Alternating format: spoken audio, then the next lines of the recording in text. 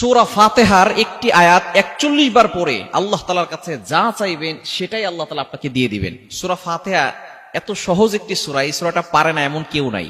বিশেষ করে এই সূরাটা কিন্তু আমরা একেবারে ছোটবেলা থেকেই ইমাম সাহেবের পিছনে শুনতে শুনতে আমাদের মুখস্থ হয়ে গিয়েছে।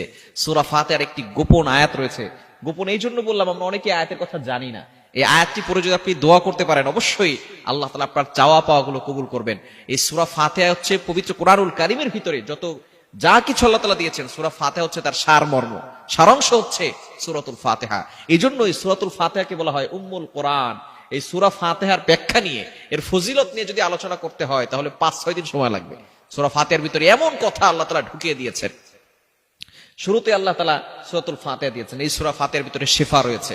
এটাকে উম্মুল কোরআন বলা হয়, কোরআনের মা বলা হয়। শুধু তাই নয়, এই কোরআনের ভিতরে সূরা ফাতিহা হচ্ছে শিফা।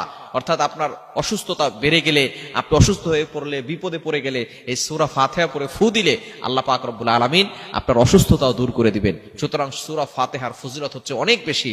আপনি যখন দেখবেন যে আপনি কঠিন বিপদে পড়ে গেছেন, আপনার দোয়া কবুল হচ্ছে না, তখন আপনি তাহাজ্জুদের নামাজের সিজদায় গিয়ে সূরা ফাতিহার একটি আয়াত পড়বেন। সেটা হচ্ছে সূরা ফাতিহার ৫ নম্বর আয়াত, ইয়্যাকা না'বুদু ওয়া ইয়্যাকা নাস্তাঈন। আমরা যখনই নামাজ পড়ি তখন আমরা এই দোয়াটা পড়ি। নামাজে যখনই আমরা দাঁড়াই তখন সূরা ফাতিহা পড়ি কি পড়ি না? তখন আমরা এই দোয়াটা পড়ি, ইয়্যাকা না'বুদু ওয়া ইয়্যাকা নাস্তাঈন। I worship you, I ask you for help. আয় আল্লাহ, তোমারই ইবাদত করি, তোমার কাছেই সাহায্য চাই। আমরা সাহায্য চাই কার কাছে? আমরা আল্লাহর কাছে সাহায্য চাই। আমরা প্রতিনিয়ত এই সূরা ফাতিহা কিন্তু একটা দোয়া, আমরা অনেকে এটা জানি না। আমরা আল্লাহ তাআলার কাছে দোয়া করতেছি, ইয়্যাকা না'বুদু ওয়া ইয়্যাকা নাস্তাঈন, আল্লাহ তোমার ইবাদত করি, তোমার কাছে সাহায্য চাই। এরপরে বলি ইহদিনাস সিরাতাল মুস্তাকিম, ও Allah show us the right path, show us the correct path. Allah আমাকে সঠিক পথ দেখাও, আল্লাহ আমাকে সঠিক রাস্তা দেখাও। কি চমৎকার দোয়া আল্লাহ তাআলা আমাদেরকে সূরা ফাতিহার ভিতরে শিখিয়ে দিয়েছেন। এটা নিয়ে যদি আপনি ভাবেন তাহলে আপনি অবাক হয়ে যাবেন আল্লাহর এই গুণবাচক যেই আয়াতগুলো রয়েছে। সুতরাং আপনি যখনই বিপদে পড়ে যাবেন, তাহাজ্জুদের নামাজে আপনি সিজদায় গিয়ে কিন্তু কোনো আয়াত পড়া যায় না। আপনি ফরজ নামাজে পড়তে পারবেন না, ফরজ নামাজে সিজদায় গিয়ে আয়াত পড়া যাবে না। তবে নফল নামাজে, যে সমস্ত নফল নামাজ রয়েছে, তাহাজ্জুদের নামাজ আছে, অন্যান্য যে নফল নামাজ আছে, সেই সময় আপনি সিজদায় গিয়ে আল্লাহ তাআলার এই নামটি পড়বেন, ইয়্যাকা না'বুদু ওয়া ইয়্যাকা নাস্তাঈন ৪১ বার।